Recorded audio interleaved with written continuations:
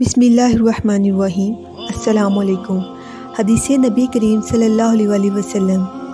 حضور اکرم صلی اللہ علیہ وسلم نے ارشاد فرمایا، اللہ کے نزدیک سب عملوں میں وہ عمل زیادہ محبوب ہے جو دائمی ہو اگرچہ تھوڑا ہو۔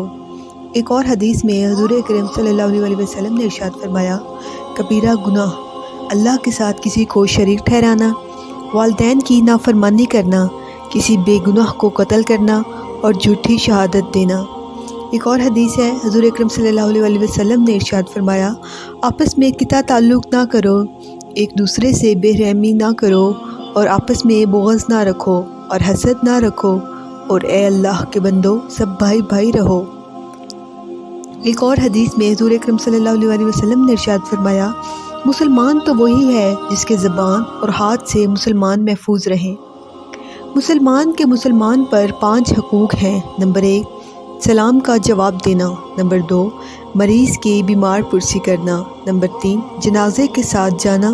نمبر 4، اس کی دعوت قبول کرنا۔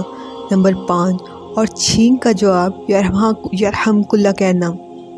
ایک اور حدیث میں حضور پاک صلی اللہ علیہ وسلم نے ارشاد فرمایا، جو شخص کسی مسلمان کو دنیاوی مصیبت سے چھڑائے، اللہ تعالیٰ اس کو قیامت کی مصیبتوں سے چھڑائے گا، اور جو شخص کسی مسلمان غریب پر آسانی کرے گا تو اللہ تعالیٰ اس پر دنیا اور آخرت میں آسانی کرے گا، اور جو شخص کسی مسلمان کی پردہ پوشی کرے گا اللہ تعالیٰ اس کی پردہ پوشی کرے گا، اور جب تک بندہ اپنے مسلمان بھائی کی مدد میں لگا رہے گا اللہ تعالیٰ اس کی مدد میں لگا رہے گا۔